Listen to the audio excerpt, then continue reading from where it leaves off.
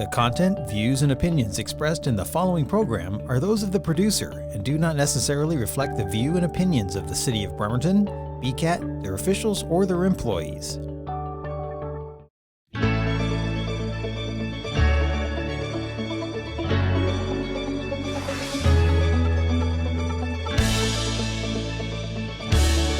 Hi, my name is Phil Colcord. I'm president of Fraternal Order Police Evergreen Lodge 1 here in Kitsap County. And this is our outreach program. Today we have as our honored guest Sheriff John Gese. Hi John, how are you doing today? Great, Phil. Thank you for having me today. Well, I'm glad to have you here. I think everybody knows you. I've had you here before, but since the last time you've been here, what's been going on at the Sheriff's Office? We've been busy. It's been busy. We're still running about 75,000 calls for service a year here in Kitsap County, which means each deputy handles about 1,000 calls a year.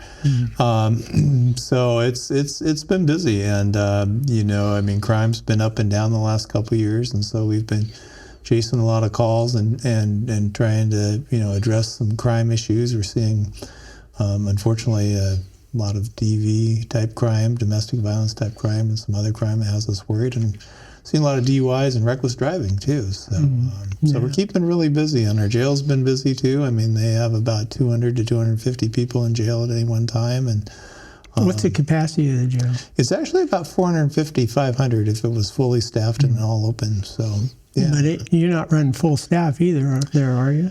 No, we're not. We're facing staffing challenges both in patrol and detectives and in the jail right now, and it's been a struggle over the last couple of years. And I'm sure last time I was here, I probably talked about it, but it's not gotten better. And if anything, it may have gotten a little bit worse. Yeah. Well, last time when I had your chief here, asked him what the problem was in the sheriff's office, and he goes, 3 main problems: staffing, and staffing.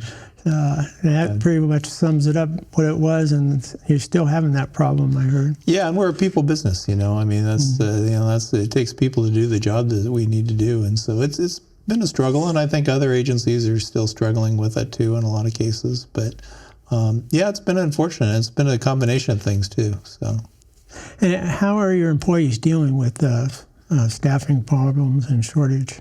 Well, it's tough. I mean, really. I mean, we have minimum standards we set for shifts in the jail, shifts out in patrol, a minimum number of employees to be working at one time, and that's so we can respond to calls in a timely fashion, but also so we have a safe environment for our employees out there working. And it's gotten to the situation where we don't have fully staffed shifts anymore, and we have been using a lot of overtime trying to fill those holes, but we have so much overtime, people don't even sign up for it all. So it's really been a struggle, and I commend my folks both in the jail and in patrol. I mean, they demonstrate a tremendous amount of teamwork, and they help each other out, and they watch each other, and they're getting through it. But it's been tough, and we're seeing signs of burnout, with some of our folks. And like I said, we have overtime we post to help work on shifts and fill in those gaps, but we're just not even filling all those overtime slots right now.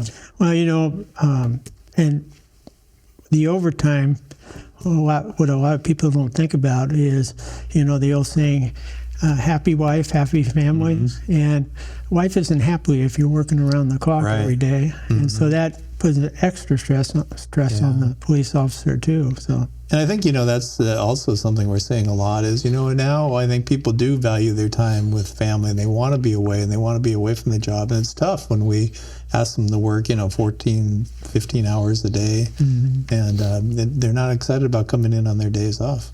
No, I can see that. So, what about the recruiting? How are you doing on recruiting? It's a constant effort with us. We don't have much of a budget to recruit, but we're out there. We use public events and things like that to go out and recruit. We've had videos we've used in the past. We reach out to the military. That's a big source of people for us. In fact, half of our department are veterans. So, I mean, that's been an avenue for us. But it's been that way a long time. Yeah. I think there was only, when I got hired on, there was a group of like 7 of us got hired, and I think only one of them wasn't a veteran. Yeah, we're really lucky here in this area to have the military, and yeah, a lot of folks come to us after that.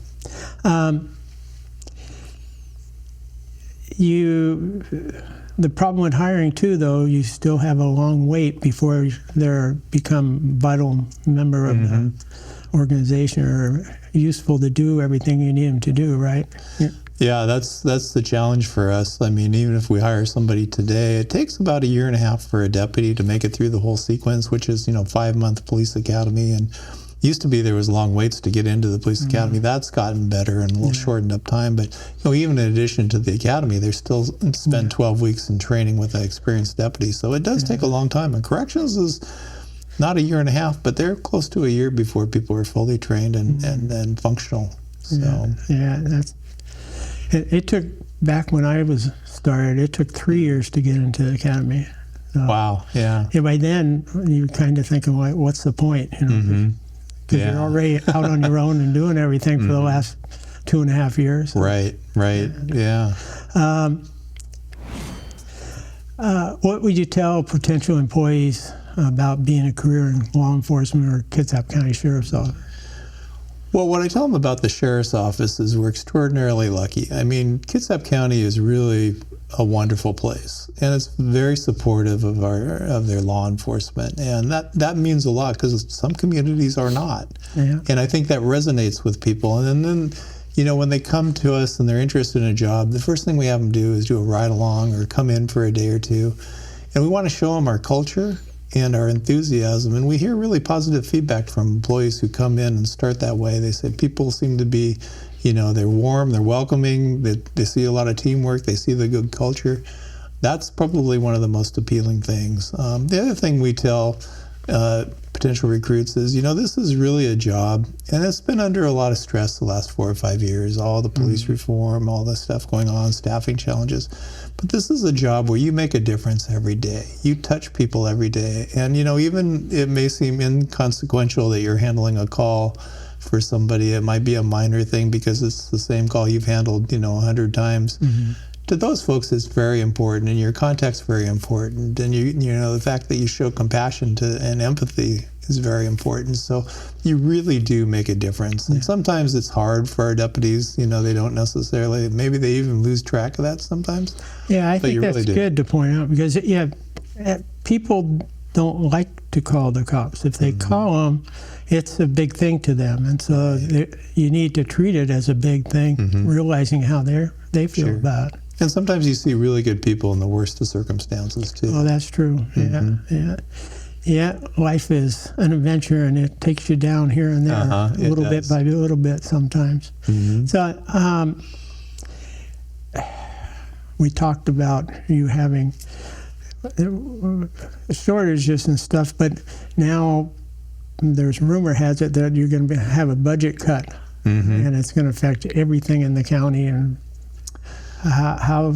Yeah, again, we're probably not the only agency. This is probably pretty common amongst, I would say, both city and county, especially in counties. But this year, or I should say for 2026, our county is looking at about a $6 to $8 million shortfall of revenue to cover expected costs.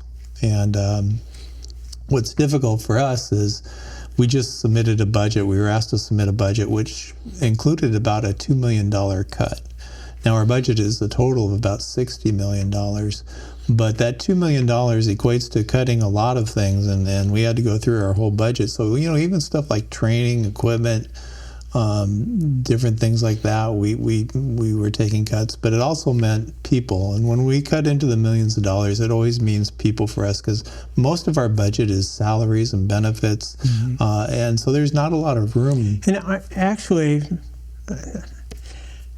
probably get in trouble for this one, but what you pay the officer, which is a good, fair wage, when they work overtime, you have to pay them a lot more. That's true. So by keeping you short on people, it's costing you more money because you're paying all those hours at overtime, right?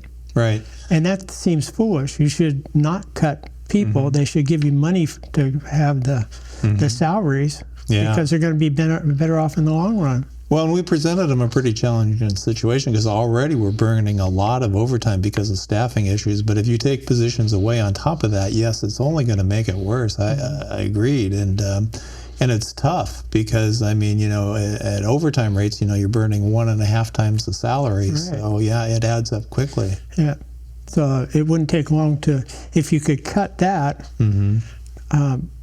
it's be a lot cheaper in the long run, I think. I think so. I think the end result is you need more staff to do the job. Right. And, and when you take staff away, it makes your overtime budget bigger. And we were asked if we could cut any of our overtime budget now. And I'm like, now I'm having a hard time meeting my budget for overtime right now as it is with all the staffing challenges. Yeah. And then you add on to it. It's really tough. And you're in one of those positions where you can't not send somebody out on an emergency call because you don't have the money. Right. You have to work through it. I've been preaching for the last couple of years that we need accountability. We need accountability for, you got good people, they just want to obey the law. They screw up once in a while, do something wrong. But then you got people that are just no good, they're bad, and you also have people that are mentally ill and people that are hooked on drugs.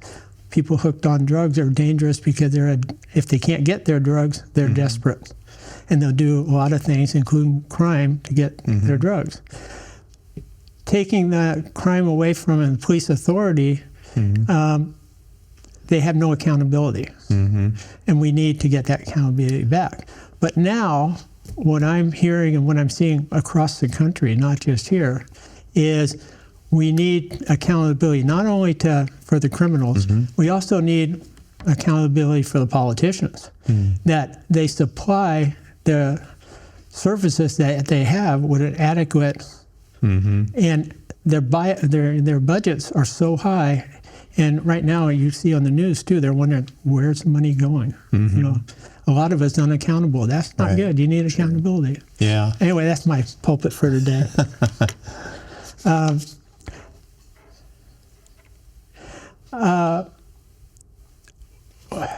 What do you think is going to happen when these budget cuts go into effect?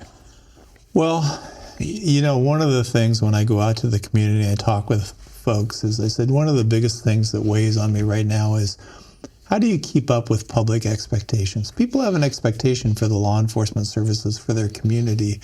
They expect to call 911, they expect to see somebody. And if it's something that's, urgent, they expect to see somebody arrive urgently. If some serious felony happens, they expect, the sheriff's office, law enforcement to follow up, to investigate, to see if they can resolve those crimes. It's a struggle right now because our county is growing. And I've lived here about 35 years, about the same time I've been with the sheriff's office. And everywhere I look in our county, you see housing developments coming big up. Big housing developments, and you see more cars on the road. And so at a time where the county's really growing and the expectation for police services increases, I'm taking a step backwards. I'm not taking a step forward. And so, I think a lot of people just don't really understand the challenges we have right now. And so it is hard. One of the most requested services we get is traffic enforcement. And we just haven't been able to do a lot of it lately. But yet people are seeing more cars on the road. People are driving a little bit more recklessly now. DUIs, we run into DUIs every day and are making an arrest with DUIs. And that's time consuming. It is time consuming. You got an officer that's not available to handle calls for a couple hours. Absolutely, because a lot of times that's requiring a search warrant now, and for blood because we're seeing a lot more drugs and alcohol. So it ties up an officer for potentially 3 or 4 hours. Yeah. So that's not good. Get into more problems, I guess. The jail. The jail is your responsibility. And for that, I say I'm sorry.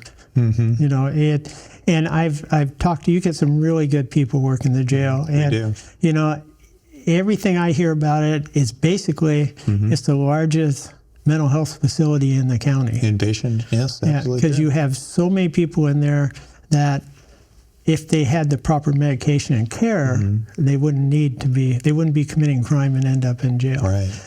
So how are you facing these challenges you have with the jail? You know, it's interesting because the jail has really evolved, especially this last 10 years. The jail used to be a fairly small portion of the sheriff's budget, maybe about a third or somewhere in that. Now it's almost equal to what the rest of the sheriff's budget is. And again, you mentioned we still find the majority of people coming into jail are testing positive for fentanyl and addicted to drugs. We're seeing a high number of people who have mental health problems. We're seeing a high number of people who have serious medical issues, and all that comes together. And once they come into our jail, we're responsible for their care. And so it's tough. It's a very volatile population. And one of the things that we've done, and we think it's the right thing to do, is we've invested in like addiction services. You know, if somebody is on drugs and they commit a crime because they're on drugs and they're trying to feed their habit, we feel that the proper solution is deal with the addiction. And if you can deal with the addiction, maybe you can deal with the repetitiveness of the crime. So we offer inpatient addiction services, treatment, and then we try to have handoff services. So if these people need mental health services, need addiction services, medical services, they're handed off to community groups that will actually help them take care of it. And we feel that that's had a good impact on recidivism. But that's just, again, a lot of money is required to do all this stuff, and some of it's funded on grants, some of it's funded through the county. So so the expenses have gotten up, and the liability with running a jail are huge these days. I mean, I can imagine. Yeah. Like you said, you're in charge, you're responsible, even medical. So if they end up needing some serious work, the bill comes back on you. Right. And, we've, one of the nice things that's happened here recently is we've been a pilot program for basically Medicare reimbursement. Because what a lot of people don't know is when you go into jail, your Medicare, your Medicaid stops. And so it becomes the county liability to pick up that cost. So now we're doing a pilot project where maybe we can recoup some of those costs. So we're hopeful on that, and that's just now getting underway. Well, that's good. I'd keep researching that and see what you can get with it. I've told people a lot of times there's a lot of federal grants. I think some of them are starting to disappear now because they got some that are ridiculous, but at the same time, there's a lot of federal grants that it behooves them to check and see what's available that might fit, what you need it for. So and we're pretty aggressive on trying to find those grants. And the caveat with grants, though, is grants are usually year to year. So you fund people or you fund programs. You're guaranteed a year. But you're not guaranteed. Then you got to pick it up. Yeah, so it's always a gamble. And now what we're finding is some of those grants get cut back, so we're having to fill that stopgap. It's going to be an interesting time ahead with inflation and with absolutely everything. And I feel for you guys and what you're doing there. But I'm also glad I'm retired.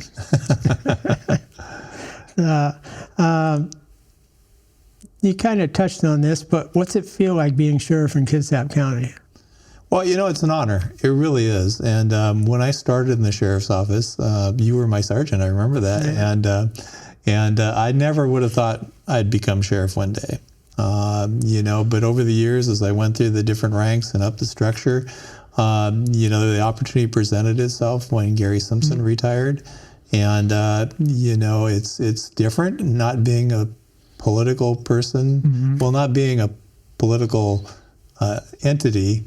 For the first 30 years of my career, all of a sudden I became a political person when I ran for sheriff. And, it's interesting because sheriff is a kind of a unique position. It's an elected official, which is a lot different than an appointed police chief. Right. And as sheriff, you have the ability to speak up on a number of different issues, and you act independently. The county commissioners are not my boss. Now, they control my budget, but they're not my boss. And so the sheriff is an independent entity, which is great, and it allows us to speak up a little bit more freely when maybe a police chief couldn't because of political pressure.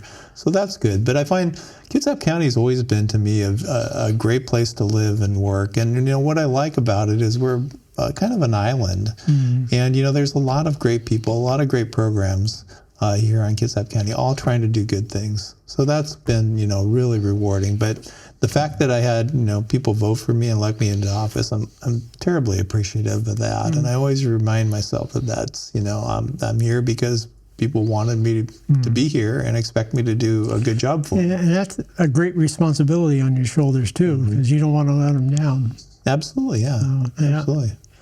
Yeah, I would like to see all police chiefs be a elected position, simply because they're at the whim of the mayor, what the mayor wants, and that sometimes can create conflicts. It can. And if it's too severe a conflict, they lose their job.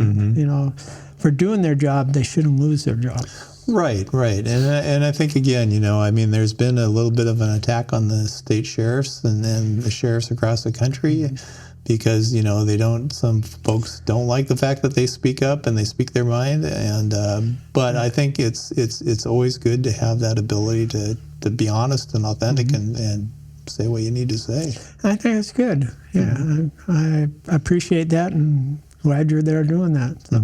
Thank you. I wish you had more ideal circumstances, as far as budget and leeway of what you could do and not held by the budget. Basically. Yeah. It's interesting because I do reflect on the last 4 or 5 years, and I would say this has probably been the most turbulent time that I can think of during my 35 career with, you had COVID and pandemic and all the kind of the chaos that created, and then you're running into staffing issues, and police reform, which has been huge the last 3 or 4 years, and then staffing issues. And to top it off, to legalize drugs. I mean, I think that's ludicrous myself. I mean, it creates all kinds of nightmares for the police because you can't take the person into custody and then get them dried out. You have to leave them on the street unless they commit some other crime. Well, now I will say this. So what they did do is with our drug law here in Washington State, first it was found unconstitutional after decades of use. And so everybody who had a conviction under that old law got it expunged. So then they kind of went back and forth, the legislature did, and it is a misdemeanor to possess dangerous drugs. So you can technically be arrested. And so what happens though if you get arrested, you're going to be offered diversion into a treatment program, and that's the big goal. So we do have the ability to arrest, or we have the ability to refer a report for prosecution. But, as because I know you used to work in a drug unit, the big goal is to get the people who are selling the drugs, they were bringing in and trafficking the drugs. And that's been made harder because, what we would normally do is if you catch somebody with drugs, they would be willing to help you maybe in return for, some sort of, leniency. Yeah. Well, now you're facing maybe a day in jail for owning drugs, so you're not getting that pressure. So that's kind of been shut off too. Well, typical. When we did our crush operation, it was like 132 drug dealers that we arrested. But by the time we arrested them all, we got the first ones right away, but the other ones we took 2 years to get. By the time we did that 2 years, we ended up with 336 drug dealers we arrested because we played let's make a deal with them to get higher up. And so, that is a tool that really is successful in taking down drug dealers. And that's one of my biggest challenges right now because for years we had a multi-agency drug task force here, and it disbanded back in 2021. because agencies couldn't contribute people and they didn't have the resources, and we were trying to keep it propped up with a few deputies we had in it, so we had to cut it back, but we haven't replaced it yet. So right now there's no backstop to these drug traffickers that are coming in and out of the county, and that's painful to me, and that's a function of staff. I can't reallocate staff when I don't have enough staff to even answer 911 calls, so it's been tough, and other agencies are in the same boat. Yeah, anything you'd like to ask? Final deal, we're running out of time here. Anything I'd like to ask you? Yeah, or anything else you'd like to tell us, basically. Well, I would say that this, I hate to come in and talk just about challenges, because I think we're doing a lot of great things. We're doing programs when we can that are really great, but staffing is huge to us. We're looking at budget cuts not only this year, but next year. And that's just the wrong way to go. And so I've asked the commissioners to please consider a revenue source, because there's different options out there, whether it's a sales tax or a property tax. I do feel it's an important step that we really need to address, is to at least give the option out to our citizens to see if they want to look at funding for the criminal justice system. Because it's not just the sheriff's office. The sheriff's office, the prosecutors, the courts, they all have to be fully functional if they're going to do the job that people expect them to do. So that's going to be a push I'm going to make here over this next year, to see if we can't raise the interest in doing something like that. Yeah. Well, I think the commissioners need to check their priorities on what deals they are funding, and put the sheriff's office on the top. Well, I appreciate that, and I think it's one of the primary goals of government and responsibilities of government to provide public safety. Yeah. Well, I thank you for coming in. Well, thank you. Enjoyed having you on here, and you're in our thoughts and prayers every day. So, thank you. I wish you luck and great success. And I appreciate the opportunity, and for all your support and FOP's support. Thank you. Anyway, we're gonna cut it off here. So, thank you. Hang on a second. And that concludes our show for today. As you can see, we do have some problems that are major that we need to address, and hopefully we'll get the right solutions coming down the road here.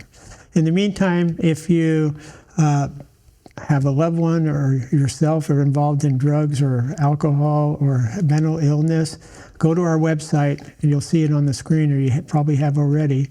And we have resources available for almost anything that you need a resource for. So go there, they're all free. You can check them out and hopefully find help. Thank you for watching, and have a great day. Stay safe out there.